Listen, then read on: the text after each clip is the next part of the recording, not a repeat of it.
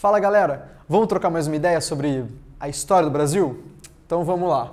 Olha lá, o tema da aula de hoje é Brasil República, primeira parte, né? Uma nova esperança, porque enfim a República foi instaurada no Brasil. Enfim acabou a monarquia, enfim acabou o poder na mão de um cara só, né? Acabou o poder moderador. Mas vamos analisar aqui primeiro a proclamação da República. Na nossa última conversa, a gente falou sobre o Segundo Reinado, mas não falou sobre o término dele. Porque é interessante a gente encaixar o término do Segundo Reinado direto com a República da Espada, né? A nossa primeira república. Pensando aqui, a proclamação se dá, o fim do Segundo Império se dá por conta de 5 motivos em especial. Foram 5 os pilares que construíram a República. Vamos ver um por um aqui rapidinho, ó. Começando pela religião, né? A gente tem ali que no Segundo Reinado a religião deixou de ser uma força que apoiava o imperador. Porque, se a gente lembrar, lá na primeira Constituição brasileira, a de 1824, imposta pelo Dom Pedro I, a gente tem a questão do padroado e beneplácito. O que é isso? Isso basicamente é que o imperador tem poder, né, de definir quem serão os padres, os bispos e quais as instruções do Papa que serão aceitas ou não dentro do território nacional. Isso já causa um desconforto da Igreja com o Brasil.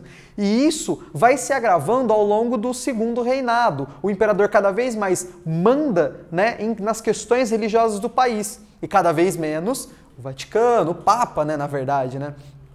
Então, a gente já tem a noção aqui que a religião, né, o Papa, o cristianismo, já tinha perdido força, né, dentro do Brasil e já tinha tirado seu apoio, né, uma possível tentativa de ajudar o Império. Isso não aconteceu por conta desses motivos, né? A gente tem também os casos, né, de que o Dom Pedro era maçom e por conta disso que ele não era tão a favor assim da Igreja Católica em si. Então a gente tem aí um primeiro motivo que é a questão da religião, uma vez que a Igreja Católica não se esforçou para ajudar o Império, porque o Império sempre teve esse problema e essas intrigas com a Igreja Católica desde a primeira Constituição com o padroado e beneplácito.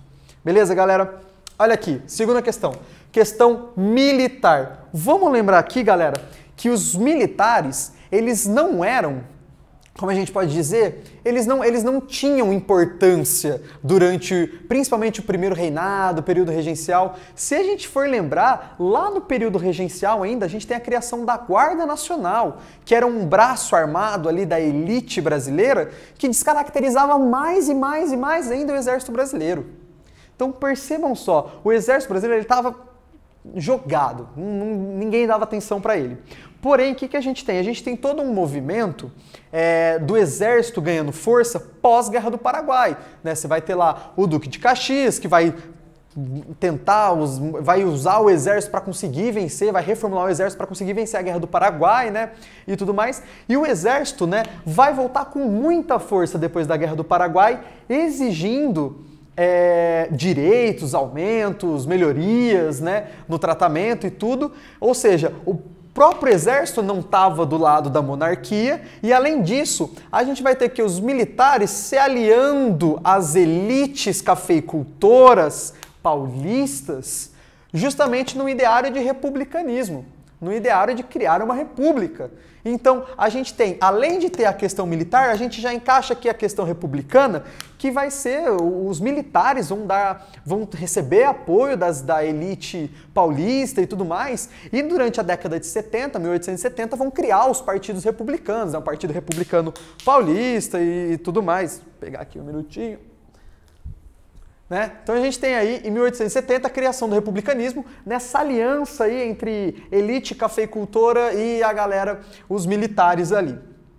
Além disso, galera, os grandes latifundiários, aquela galera ainda que resistia em apoiar, né, o Império, também acabou por não apoiar de vez o Império quando a gente teve lá a abolição da escravidão, né, que foi uma tentativa ali desesperada ali do Império de tentar ajeitar as coisas, né? Na verdade, a abolição já era iminente, já tinha tido processo de abolição no Nordeste do país, né? A gente já tinha tido anos antes, né, a Lei Eusébio de Queiroz, que proibiu o tráfico, então a abolição era iminente ali, né?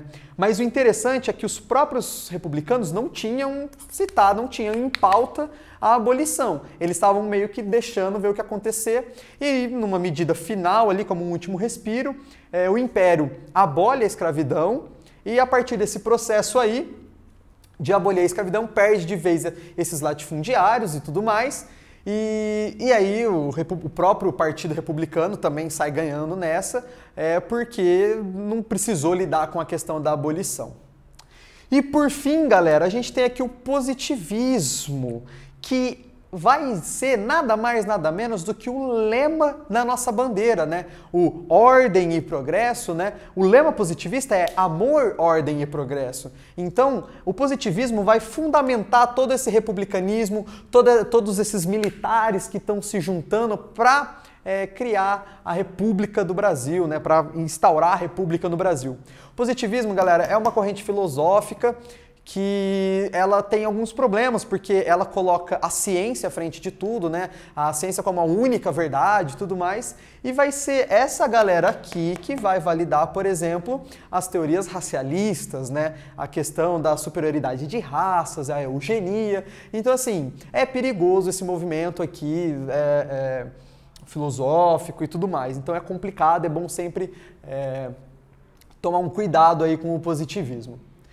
Aí, galera, a gente entra, né, a partir desses 5 tópicos, a gente tem uma organização militar ali, encabeçada pelo Marechal Deodoro da Fonseca, que vai proclamar a República no dia 15 de novembro, né, de 1889, né, a gente tem aí a proclamação em 1889, e a partir daí instaura-se um governo provisório.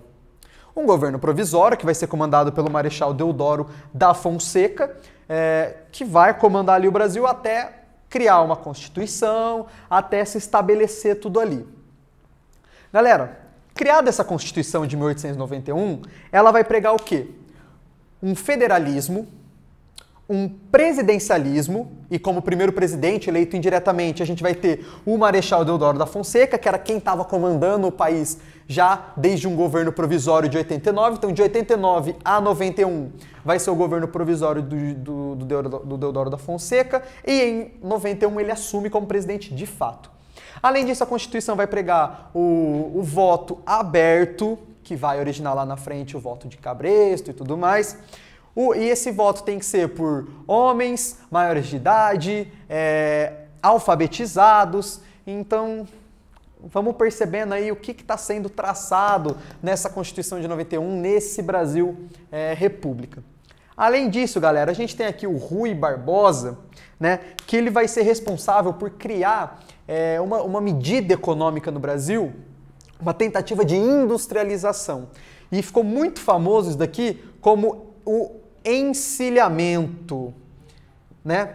Galera, não foi a política do encilhamento, não foi esse o nome dado. O encilhamento é o nome que a gente dá à crise que essa política econômica do Rui Barbosa originou. O que ele queria fazer era basicamente dar créditos, né? Créditos financeiros para a galera conseguir abrir suas empresas. Então você ia lá, pegava um dinheiro do governo e você abria sua empresa. Só que o que começou a acontecer no Brasil é que começou a surgir empresas fantasmas. A galera pegava esse dinheiro e não abria suas empresas, né? Desviava esse dinheiro. Isso gerou uma crise financeira, inflação, todo um processo que acabou recebendo o nome de encilhamento. É essa crise posterior a todas essas questões aí que vai ser chamada de encilhamento. Então, galera, pensa aqui comigo. Política de encilhamento, já começa ruim o governo do Deodoro da Fonseca. Além disso, ele vai ter problemas com o Congresso e em 1891, assim que a Constituição é feita, assim que ele assume, logo depois ele fecha o Congresso, invalida a Constituição e logo de cara ele já cria um desconforto enorme. Então percebam que a galera não vai gostar do que o Marechal Deodoro da Fonseca está fazendo, porque logo de cara ele fecha o Congresso por causa de desavenças políticas, por causa da crise ali originada pelo encilhamento. Por conta disso tudo, ele tem todo esse problema e ele acaba em 91 renunciando. Então ele fica 2 anos no poder com o governo provisório, mas assumido como presidente do Brasil ele fica exatos 1 ano. Na verdade não chega a dar 1 ano. Quem assume é o seu vice, Floriano Peixoto. Era, na verdade, para ter eleições, só que Floriano Peixoto não convocou eleições e governou o país. Ele continuou, ele tocou o país aí pelos anos que faltavam, né, para entregar o governo dele ali, né? Vai ser até 1894, ele vai comandar o país. E aí, galera, vale a pena a gente ressaltar o porquê que ele vai fazer isso. Como eu já disse, crise, instabilidade política, tudo isso vai originar revoltas, né? A gente vai ter várias revoltas ali, revolta da Armada, por exemplo, onde a Marinha vai se sentir deixada de lado pelo Exército, a gente vai ter todos esses problemas, a elite cafeicultora não vai estar feliz com o que está acontecendo, e por conta de todo esse processo, o Floriano Peixoto vai assumir, né, todas essas questões e vai governar ali a punhos de ferro mesmo. Ele vai governar numa linha dura para simplesmente tentar... O que ele queria era simplesmente acabar esse governo aqui, né, terminar, dar o tempo final ali para ele poder sair, tanto é que ele nem tentou se reeleger, nem nada, ele só convocou as próximas eleições e vazou. Então percebam que ele, inclusive, recebeu o apelido de Marechal de Ferro, justamente por tentar segurar o Brasil nesse período complicado aqui, né? Então percebam, o Brasil já começa a república com essa série de problemas aqui, e em 94 a gente tem Prudente de Moraes, o primeiro presidente civil brasileiro, né? Mas aí já fica para uma outra conversa. Beleza, galera? Até mais!